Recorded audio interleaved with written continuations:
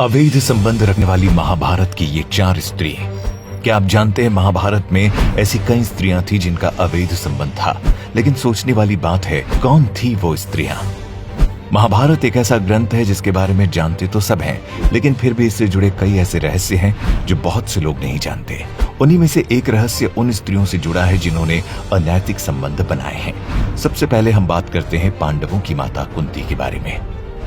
राजा शूरसेन की पुत्री कुंती के बारे में तो सभी जानते हैं कि उनका विवाह महाराज पांडु से हुआ था। शादी से पहले राजकुमारी कुंती अपने महल में आए महात्माओं की सेवा करती थी। एक बार वहां ऋषि दुर्वासा भी पधारे। कुंती की सेवा से खुश होकर दुर्वासा ने उन्हें ऐसा मंत्र दिया जिसके प्रयोग से कुंती जिस भी देवता को याद करेगी वो तुरंत उसके सामने आ जाएंगे और उनका अंश तुमको बच्चे के रूप में मिलेगा। एक बार कुंती ने ऋषि दुर्वासा द्वारा दिए गए मंत्र को परखा और सूर्यदेव को याद किया। फिर क्या होना था, ऋषि दुर्वासा के कहे अनुसार सूर्यदेव ने अपने अंश के तौर पर एक बालक को कुंती की गोद में दे दिया। वो बालक कोई और नहीं बल्कि कर्ण था। लोक लज्जा के डर से कुंती ने कर्ण को एक टोकरी में रखकर नदी में बहा दिया था, जिसके बाद राजकुमारी कुंती की शादी पांडु से हुई। पांडु को एक श्राप मिला था जिसकी वजह से उनकी कोई भी संतान नहीं थी। एक बार पांडु से कुंती ने पवनदेव और इंद्रदेव से गर्भ धारण किया, जिनसे उनको युधिष्ठिर, भीम और अर्जुन की प्राप्ति हुई। वहीं पांडु की दूसरी पत्नी माधुरी से भी अश्विनी कुमारों का आह्वान करने को कहा, जिससे उनको नकुल और सहदेव की प्राप्ति हुई। इसी तरह सत्यवती ने भी अवैध संबंध बनाए थे। बता दें, द्वापर युग में पराशर नाम के एक ऋषि एक दिन यमुना पार करने के लिए नाव पर सवार हुए। भाग्यवश उस दिन वो नाव मछुआरे धीवर के जगह उसकी पुत्री सत्यवती चला रही थी। सत्यवती देखने में बहुत ही सुंदर थी। ऋषि पराशर उसके रूप को देखकर उस पर मोहित हो गए। उन्होंने सत्यवती से प्यार करने की इच्छा जताई, लेकिन सत्यवती ने मना कर दिया और कहा कि ये तो धर्म के खिलाफ है। विवाह से पहले मैं ऐसा अनैतिक काम नहीं करूंगी। पराशर ऋषि नहीं माने और उससे बार बार प्यार करने का निवेदन करने लगे। अंत में सत्यवती ऋषि पराशर से संबंध बनाने को तैयार हो गई, लेकिन उससे पहले सत्यवती ने ऋषि के सामने 3 शर्तें रखी। पहली ये कि उन्हें ऐसा करते हुए कोई नहीं देखे। ऐसे में तुरंत ही ऋषि पराशर ने एक कृत्रिम द्वीप बना दिया जहां उन दोनों के सिवा तीसरा कोई नहीं था। दूसरी शर्त ये कि उनका कुंवारापन कभी किसी भी हाल में भंग नहीं होना चाहिए। ऐसे में ऋषि ने आश्वासन दिया कि संतान के जन्म के बाद उनका कुंवारापन पहले जैसा ही हो जाएगा। वहीं तीसरी शर्त ये कि वो चाहती हैं कि उसकी मछली जैसी दुर्गंध मनमोहक सुगंध में बदल जाए।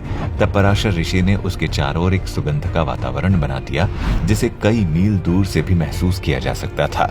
सभी शर्तों को पूरा करने के बाद सत्यवती और ऋषि पराशर ने नाव में ही नजदीकियां बनाई। कुछ महीने बाद सत्यवती को एक पुत्र हुआ जिसका नाम कृष्ण दबेपायन रखा गया। यही पुत्र आगे चलकर महर्षि वेदव्यास के नाम से लोगों के बीच जाने जाने लगे। सत्यवती आगे चलकर हस्तिनापुर नरेश शांतनु की रानी बनी। वहीं सत्यवती की तरह ही उसकी दोनों बहुओं को भी पराये पुरुष से पुत्र की प्राप्ति हुई थी, वो भी किसी और के जरिए नहीं बल्कि सत्यवती के पहले पुत्र वेदव्यास के जरिए। बता दें, शांतनु और सत्यवती के 2 पुत्र थे, चित्रांगद और विचित्रवीर्य। चित्रांगद की युद्ध में मौत हो गई, जिसके चलते विचित्रवीर्य को राजा बना दिया गया। विचित्रवीर्य की 2 पत्नियां अंबिका और अंबालिका थी। विचित्रवीर्य को दोनों से कोई संतानें नहीं हुई और वो भी चल बसा। उस वक्त पुत्र मोह में वंश की रक्षा के लिए सत्यवती ने अपने पहले बेटे और अंबिका और अंबालिका के जेठ ऋषि वेदव्यास को याद किया। सत्यवती ने वेदव्यास से अंबिका और अंबालिका से पुत्र प्राप्ति की इच्छा जाहिर की। सबसे पहले सत्यवती ने बड़ी रानी अंबिका और फिर छोटी रानी अंबालिका को वेदव्यास के पास भेजा, पर अंबिका ने उनके तेज से डरकर अपने नेत्र बंद कर लिए, जबकि अंबालिका वेदव्यास को देखकर भय से पीली पड़ गई। वेदव्यास लौटकर माता सत्यवती के पास आए और उन्होंने कहा कि माता अंबिका को बड़ा तेजस्वी पुत्र होगा, लेकिन नेत्र बंद करने के दोष के कारण वो अंधा होगा, जबकि अंबालिका के गर्भ से पांडु रोग से ग्रसित पुत्र पैदा होगा।